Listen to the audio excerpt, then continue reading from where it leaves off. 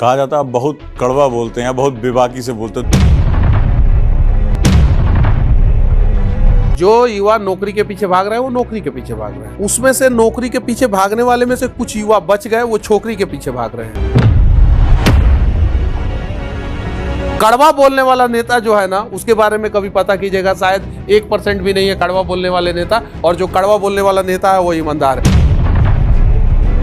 मैं वो कड़वा दवाई हूँ जो कभी भी नुकसान नहीं पहुंचा सकता। हाँ, आप मेरा इस्तेमाल करेंगे तो फायदा ही पहुंचेगा।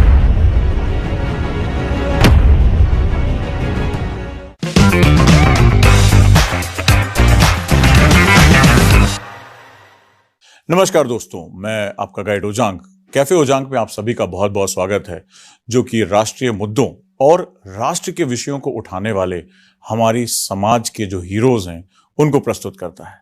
आज मुझे बहुत गर्व महसूस हो रहा है कैफे ओजांग में, जहां हमारे बीच में जाने माने पत्रकार, जो खुद को पत्रकार तो नहीं कहते, एक सामाजिक आंदोलन क्रिएट करने वाले व्यक्ति कहते हैं, जमीन से उठकर आए और आज क्षितिज पर अपनी जो बेबाकी से राय रखने की कला है आश्चर्यचकित कर दिया है।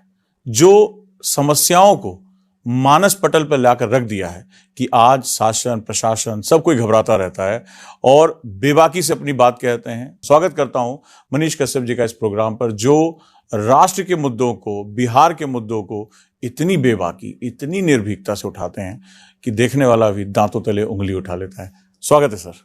बहुत बहुत धन्यवाद सर। तो शुरुआत करते हैं, पत्रकारिता का ख्याल आया कहाँ से? पत्रकारिता का ख्याल आया, मतलब कि मैं एक बार पूना से आया था, मेरा डीएल नहीं बना था, तो खो गया था। मैं दोबारा उसको बनवाना चाहा तो उन लोगों ने पैसा मांगा मेरे से, तो मैंने वीडियो बनाना शुरू किया। उसके बाद से बहुत सारा वीडियो बनाया, धीरे धीरे वीडियो वायरल होना शुरू हुआ। उसके बाद से 2021 साल था, मतलब कि पिछले साल, तो मुझे लगा कि मुझे इसमें जो है आना चाहिए और प्रॉपर तरीके से आना चाहिए। तो 2021 से पहले मैं वीडियो बनाता था, ये बात सही है, लेकिन 2021 के बाद से जो है मैं पत्रकारिता फील्ड में आया। उसके पहले मैं पत्रकारिता फील्ड में नहीं था। तो बस समाज में एक रिफॉर्म लाने के लिए एक प्लेटफॉर्म की ज़रूरत थी और पत्रकारिता से कोई अच्छा प्लेटफॉर्म नहीं हो सकता था, तो इसीलिए मैंने पत्रकारिता को चुना। विषय क्या चुना आपने? विषय बस जहाँ भी गलत हो रहा है वहाँ पे आवाज़ उठाना है और जनता की बातों को जो है नेताओं के कानों तक पहुँचा देना है। मुझे नेताओं की बातों को जो है जनता तक नहीं पहुँचाना है। जबकि मैं नेता लोगों का भी इंटरव्यू करता हूँ, बहुत कम करता हूँ तो वहाँ पे भी जनता की ही समस्याओं को नहीं पूछता हूँ। ये नहीं पूछता हूँ कि आम कैसे खाते हैं, मुंह से खाते हैं कि कैसे खाते हैं, जैसे अक्षय कुमार नरेंद्र मोदी जी से पूछे थे। तो हम ही नहीं पूछते, हम पूछते हैं कि बेरोजगारी पे आप क्या कहना चाहते हैं। और जब पब्लिक के बीच में रहता हूँ तो भी पब्लिक की समस्या को, तो आम और चाय पे हम नहीं चर्चा करते हैं, हम चर्चा करते हैं पब्लिक की समस्याओं पे, चाहे वो पब्लिक के बीच में हो या नेताओं के बीच में हो। कहा जाता है बहुत कड़वा बोलते हैं, बहुत बेबाकी से बोलते हैं। दो लोगों की राय है इसमें, अब ऐसा कहें करते हैं? दातुन कौन सा बढ़िया होता है? नीम वाला। नीम मीठा होता है क्या? ना। चीनी खाइए, डायबिटीज हो जाएगा। सही है कि नहीं है? बिल्कुल सही बात। लेकिन नीम के दातुन से आप जिंदगी भर ब्रश कीजिएगा, आपको डायबिटीज नहीं होगा, दांत चमकता रहेगा, दांत में कीड़ा नहीं लगेगा। कुल मिलाकर आप कड़वी दवाई हैं। तो कड़वा बोलने वाला जो है दिल का कड़वा नहीं होता है।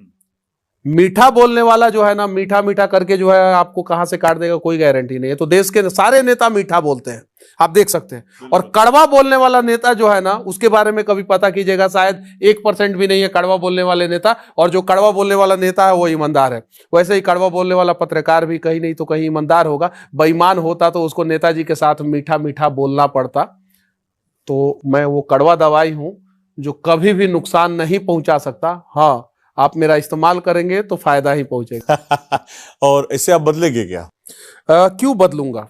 मैं अगर गलत रहूंगा तब तो बदलूंगा। हम लोग को बहुत सारे जगहों पे समस्या होता है, बहुत सारे जगहों पे धक्का मुक्की हो जाता है, गाली गलौज लोग करने लगता है, बहुत सारे जगहों पे अपराधियों के बीच में चले जाते हैं। पता चलता है कि पूरा यहाँ पे आया हूँ, यहाँ पे मर्डर हुआ है और मर्डर जो है करने वाला उधर है, बगल का है, वहां पे चला गया। तो वो सारे समस्याओं से लड़ते हुए हम लोग आज इस मुकाम पे पहुंचे हैं। और आज जिस मुकाम पे हूं, उस मुकाम पे मेरे साथ जो है 90% बिहार के लोग खड़े हैं।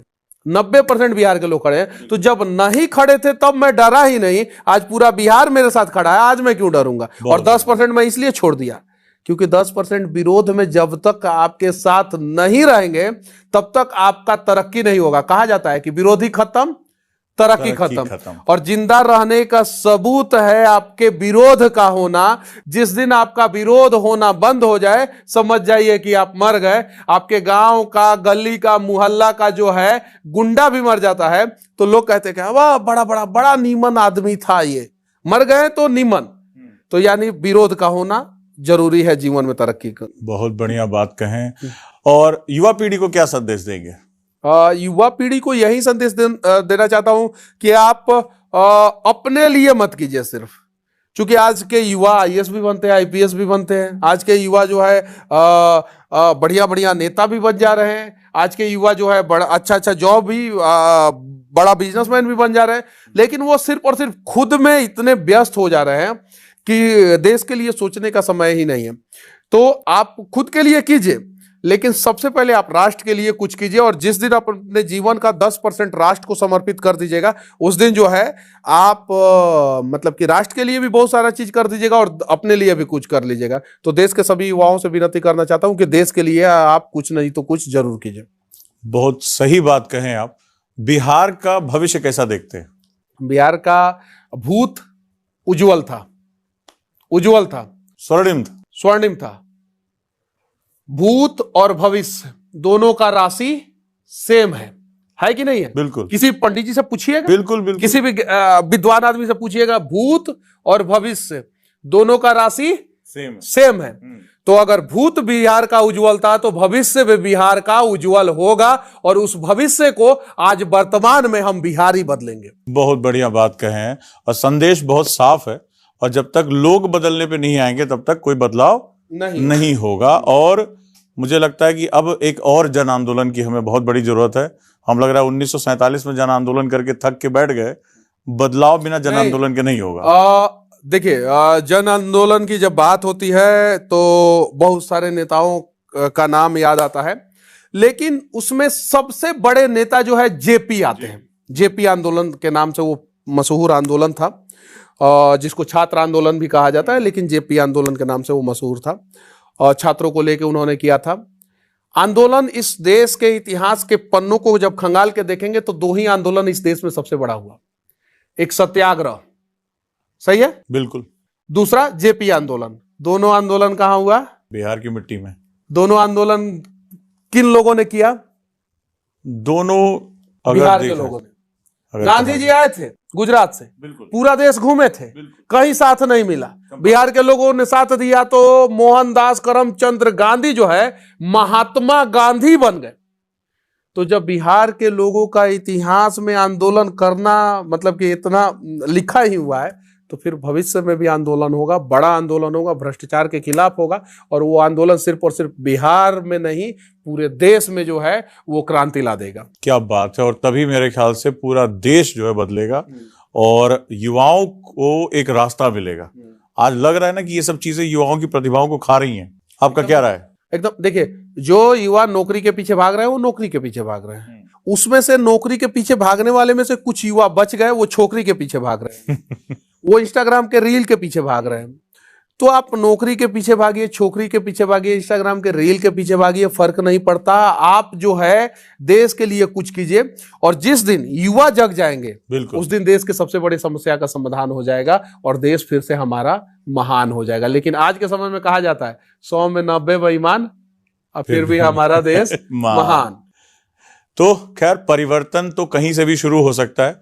कैफे ओजांग पे आज हमारे साथ बहुत ही क्रांतिकारी विचारों के धनी मनीष कश्यप जी, जो सस्तक न्यूज के प्रणेता हैं, अगुआ हैं और लगातार अपने जीवन को एक मिशन बनाकर कार्य कर रहे हैं।